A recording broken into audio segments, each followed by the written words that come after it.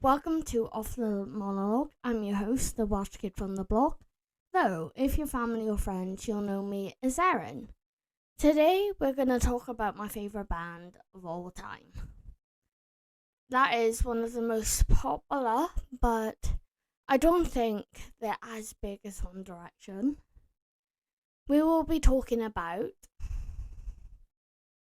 Queen. I feel like they will be that band that will last forever. Last forever, that never will die, you know? Queen is a band you can always have a conversation about. Jesus, a bit loud. Let's move that away a bit.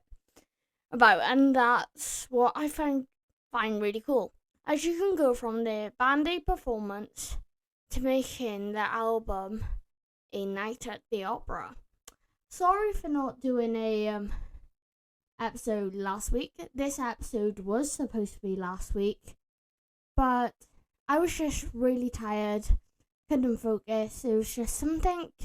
So I think I've just been pushing myself a bit too hard with these episodes, but not to worry, we will be coming back on track, but I will be giving myself breaks here and there, so they won't always be bam, bam, bam, bam, bam, you know? Like the last 7 have been. So this is episode 8. Amazing. You will also notice, don't ask why I do that awkward circle, but my background has now changed as well. We have moved my bedroom around. So my bed that used to be on the side is now behind me. Same with everything else. Just needed a switcheroo. But anyway, let's stop rambling on about why I haven't done an episode or why my bedroom's turned everywhere. Let's actually get on with Queen. Oh, the thing I forgot, my little thing you need to say, start a thingy bajig is so we will be talking about everything and talking about them and everything in between. Topics I will be covering: the Band Aid performance, Freddie Mercury's AIDS diagnosis, right there I can speak, recording the album Night at the Opera in Wales. If it wasn't for Band Aid, Queen would never got back together. Freddie Mercury's solo career. What happened after Freddie Mercury's death? What are the Queen members doing now? Queen didn't get their start on the Walk of Fame until 2002. Under Pressure wasn't supposed to be a collaboration. Queen never gets old. Queen's originality, their style of music. John Deacon forgetting the riff of Another One Bites the Dust the same day he made it. Adam Lambert as the new frontman of Queen, even though he has been the frontman for quite a while now. And the reason I love his music was through finding out he's the frontman of Queen. Ow, my nose. Jesus Christ. How cool would it have been if we had a Elton John and Queen collaboration, or Queen and Prince collaboration? Queen have only ever collaborated with David Bowie. So, now that we've got the topics out of the way, let's dive right into the episode. So, firstly, the Band Aid performance. I'm going to be honest, the Band Aid performance is the best performance in music history. I'm just going to say that. If it wasn't for Queen, I don't think Band Aid would have sold all them tickets. And like I said, I don't think I put this as a topic, but if it wasn't for Band Aid, where did I? Only because I tend to go over topics that I've got written down, so I need to stop whacking things. Yeah, right, it's a topic. But yeah, if it wasn't for Queen, Band Aid, Queen wouldn't have got together, but I'll talk about that a bit later. But that performance was legendary.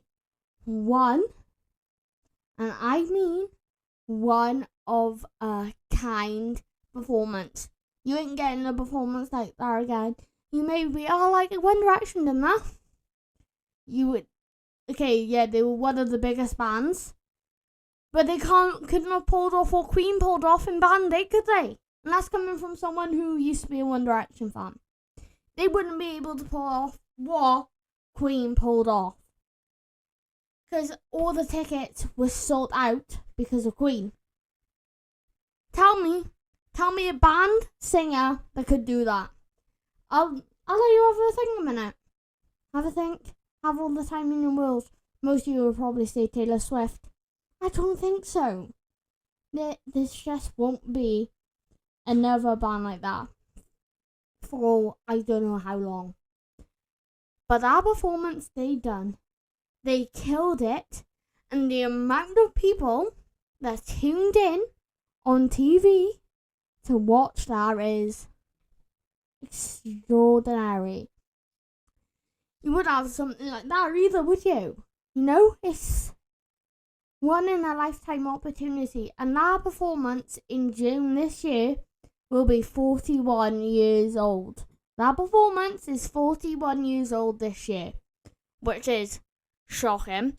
But the way Freddie Mercury had control over that crowd in that performance, I've never seen anything like it. I always say to my parents, if I could go to any period of time, I would go to June 1985 just so I can see that performance. One of the biggest performances in music history. And oh my god, I see the full coverage on YouTube. I always like to watch the full one, and it's magical. When he has that entire crowd through AO. Like, tell me a band or artist that can do that. Can have a control over that crowd. No one! He was just a natural, talented performer. You ain't gonna get no one else like Freddie Mercury. Let's be honest, you'll never find. And I bet the people who they loved hearing, he done Bohemian Rhapsody. Well, they done Bohemian Rhapsody live, which was, oh my god, legendary. They done Radio Gaga, We Will Rock You. Now imagine hearing them flipping songs live. I know you can still hear them live with Adam Lambert as the front man, but imagine hearing Freddie flipping Mercury's vocals. Just imagine that. Oh, if you haven't seen the video, please go on YouTube and put in Queen's Band Aid performance. Honestly, you will be amazed. You will be astonished. Honestly, it's such a good such a good performance. I rewatch it on YouTube so much. Like, oh my god. But also 41 years ago. Like, nah, bro. No way. It's mad to think that's how old the performance is as well. It's like, girl. Yes. Slay Queen. That was unconventional. Also, you can't see a lot, but see my green hair? Yeah, I got green hair. But you can see a lot because my hair's pinned up. So, yeah. Next. Thank you. Next. Freddie Mercury's AIDS diagnosis. By the time that Freddie got diagnosed with AIDS, or what really known as HIV, it was very stereotyped by the time he had it. Because he even had it during the Live Aid Band Aid performance. And he got judged heavily in the press. Same how right now it's still heavily stigmatized, stereotyped. But imagine how bad it was back in the 80s. He had that criticism really bad for having AIDS, and everyone was judging him for him. But they're like, oh, it affects this, doesn't. How the hell does it affect the music? It doesn't, because he's talented, and it's just people stereotyped him. Stereotyped. Sorry, I did not pronounce that right for him. Like, even though now everyone who thinks of AIDS and HIV will think of Freddie, he got heavily stereotyped for having it. It's something he could not control having. But people automatically, when they heard the word AIDS or HIV, they automatically thought gay. Only gay people can get it, or African people. Alright, I'll set this straight. 17-and-a-half-year-old, right? I understood this when I was 11. Alright? Anyone can get it. Did you know that? Did you know that, guys, right? Anyone, and I mean anyone can get it. I can get it. You can get it. Your mother could get it. Your father could get it. Your next door neighbour can have it. The person you're watching this with could get it. Anyone can get it. I know I roughly went over this in my rugby episode. So episode 2 or 3? Episode 3. I went over this with Gareth Thomas's story. But I'm going to mention her again with Friday, because it's Queen. It needs to get talked about more. Just the stigma when Freddie had it isn't as bad. It isn't as bad now than it was when he had it, because he got grilled in the press. But now we've got more education, medication, and that, but it shocked the nation. And everyone's like, oh, girl, you'll be fine. You'll be fine, Queen. You'll be fine. Okay, girlie? Girlie Pops, listen to me now. You will be fine. I promise you, you will be absolutely fine. You will be fine, okay? I'll hold your hand through the screen. You will be fine. By touching someone who has it, you ain't gonna contract it. Guess what? They only take 1 pill a day. So you'll be fine, Queen. Promise me. No, promise me. Trust me. You will be fine. Okay? You will be fine. Next topic. Did you know? The Night at the Opera, one of my favourite albums, that's in my little record thing under my desk. I've got the album. Night at the Opera, that has the legendary song Bohemian Rhapsody and I'm in Love with My Car and the Love of My Life, was filmed in a farm in Wales. And if I remember correctly, last year, 50 years ago, it was released on Halloween 50 years ago and recorded on a farm in Wales. I think it was up northwest Wales. I don't think we got many farms down the south.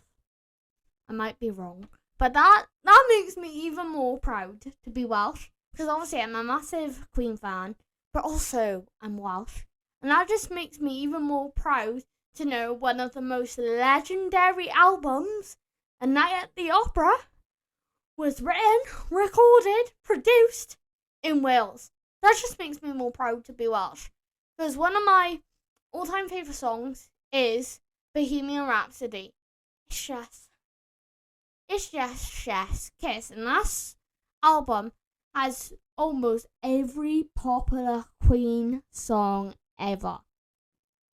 Debate with me if you want, but I'm telling you that it's just one of the best Queen albums out there. If not, one of my all-time favourite albums of Queen. If not, my all-time. Because, yes, period. Next up we have, if it wasn't for Band-Aid, Queen wouldn't have got together. If you haven't seen Bohemian Rhapsody, you wouldn't have known this.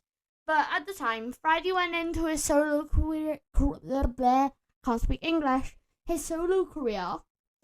Like, the boys split up for a bit, yada yada yada, and then the talks of it, and Freddie didn't really want a originally, right, he did not, he did not want to do it because obviously his solo, Aaron can't speak English today. Well, it is 8 o'clock tonight, filming this on a Monday. Anyway, his solo career had really taken off at this point because obviously one of his most famous songs in his solo career, Barcelona. So he was happy with his solo career. It was taking off. He was doing good. So it was a bit of it like, I don't know. But after the band talked to him and the little band manager, they came together and they...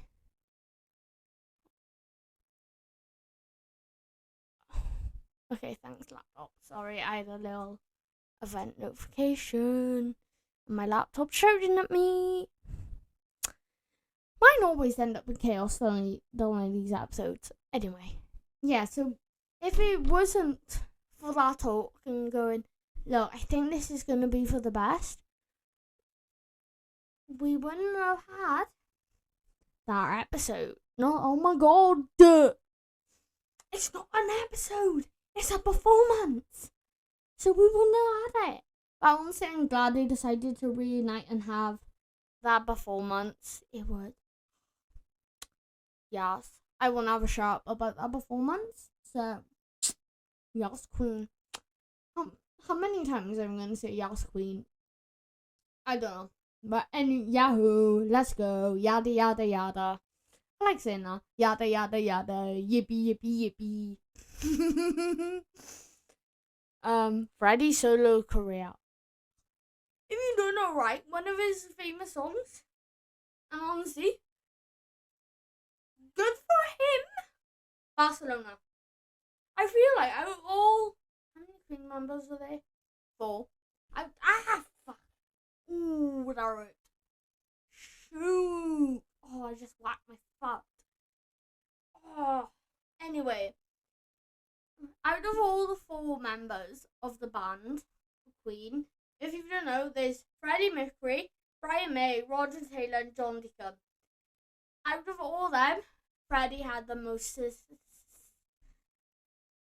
successful solo career. And honestly, I don't blame him. Freddie's voice is just heaven. Genuinely, it is heaven. I do need a Queen poster as well to fill up my gaps on my wall.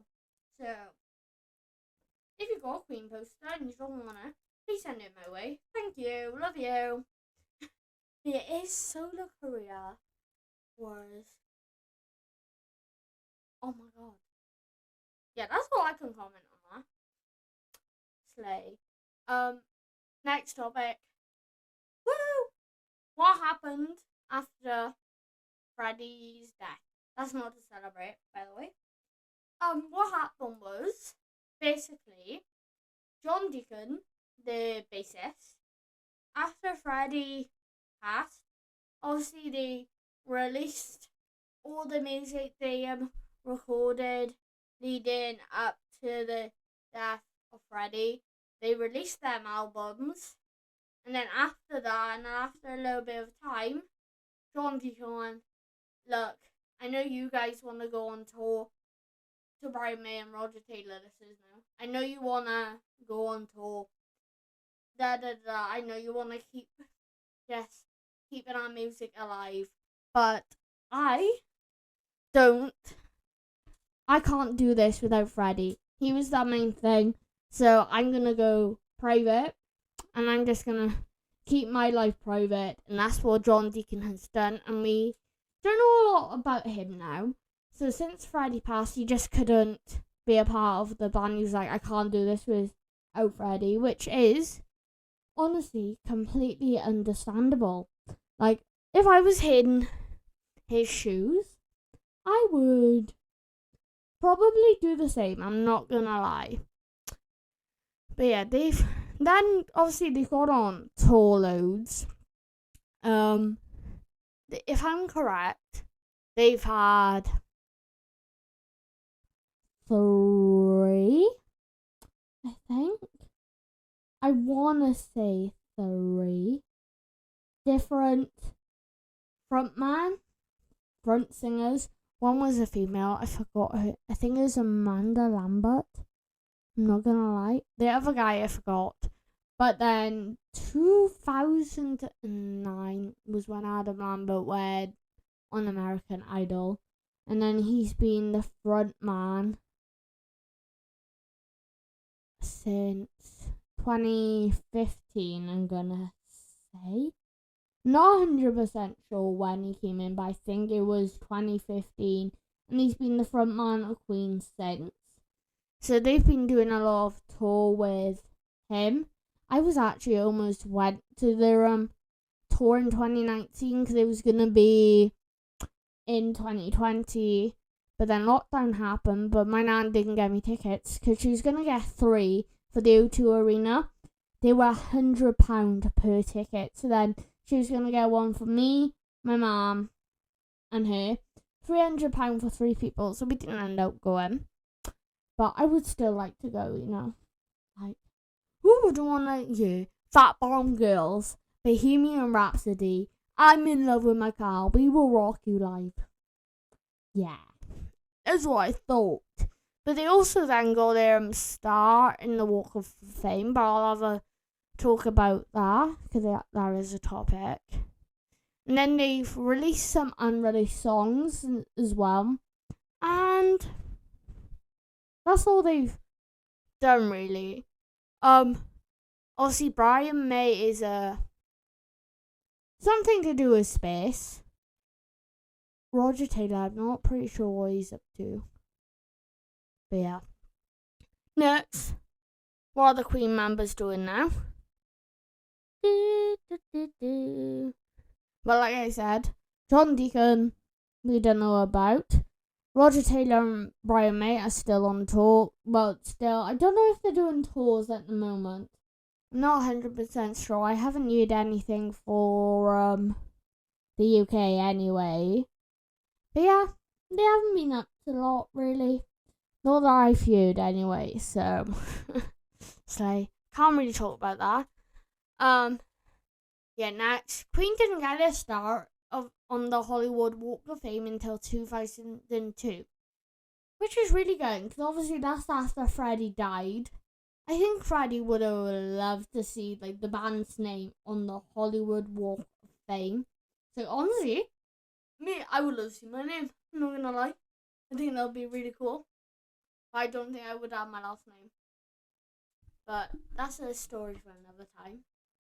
Yeah, that's all I can comment on that. Why am I picking short topics? I don't know. Anyway, next one is Under Pressure wasn't supposed to be a collaboration. So I'll bring their I'm turning my mic down.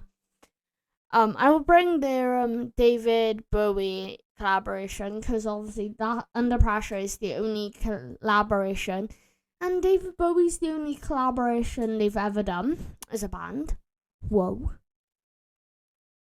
It's shocking when you think this day and age, music's all about, you need to collaborate with this person, you need to collaborate with XYZ. No, even though back then it wasn't really. It's like, originally, right, as I said, Under Pressure wasn't supposed to be a collaboration. But at the time Queen were recording Under Pressure, David Bowie was in the London area. So they were like, hey yo, Bowie! Well, they weren't like, hey yo, Bowie! But you know, they're like, hey, we're currently recording Under Pressure. This is what the song is like. Would you like to record with us? Clearly, Bowie was like, hell yeah, I'm in, let's go, let's do it. And that's what they've done. And honestly, it's one of the best songs, I'm not gonna lie. Under Pressure is so catchy. Whoa, door slamming everywhere.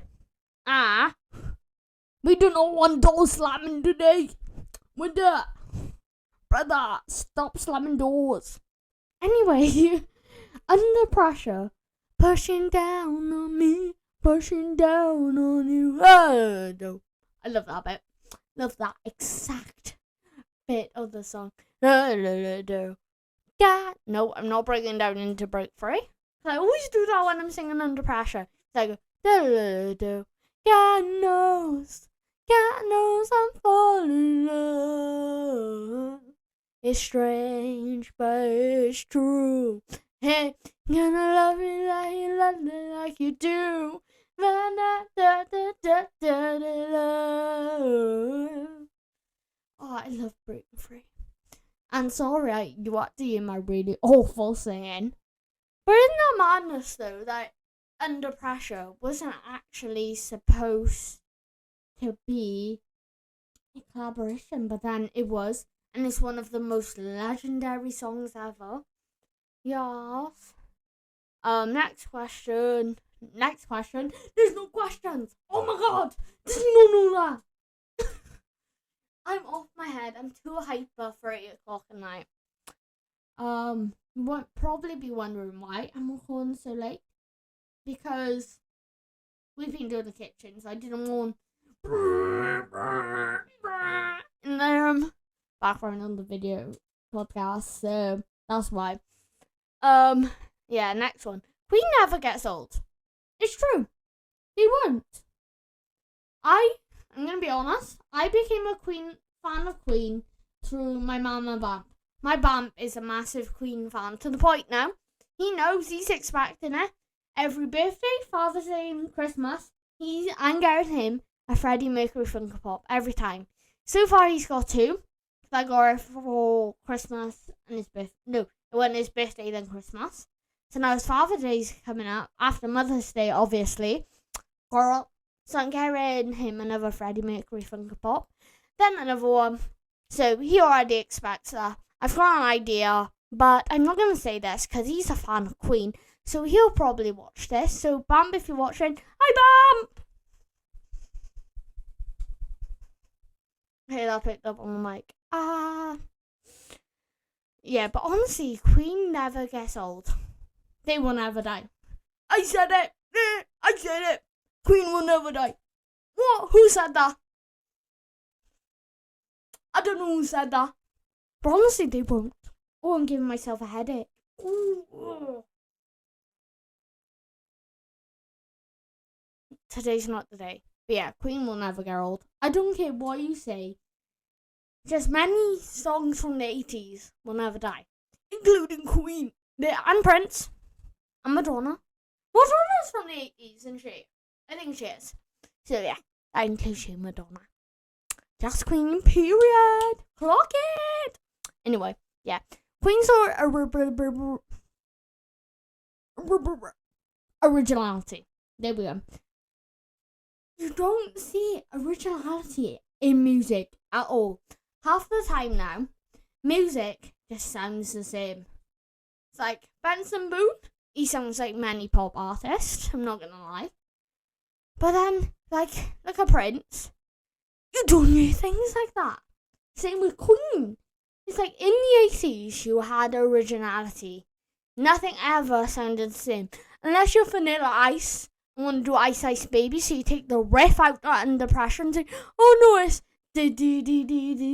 And Under Pressure goes, na. Nah, bro. Just because you has a click doesn't mean yours is original. You stole it, Batty boy. Yeah? You hear me? You stole it. Yeah? Okay? We got that on the same page? Awesome. So we need originality back. Because, like, I'm gonna thing, like, this style of music is the same, like, you don't hear that anymore. You don't hear it. Like, girl, like the riff of Another One Bites the Dust. John Deacon come up with that. Did he forget her in the same day? Yeah, so Roger Taylor had to go, bro, that day went. How does that say? He goes, do.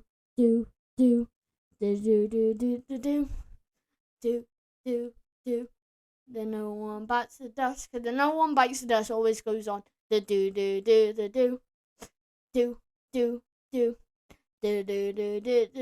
Like a simple, catchy riff like that, you don't use. Same with Under Pressure, you don't use the da-na-na-na-na-na, da-na-na-na-na-na. It's such an original and catchy thing. No wonder why Vanilla Ice wanted to use it in Ice Ice Baby. But we don't hear any of these original riffs anymore. And I think we need more, I'm not gonna lie. Honestly, I do think we need it. And the fact that John Deacon forgot that No One Bites This one is madness. But also, it's the same with We Will Rock You. It's so simple, but yet so catchy. It's simple.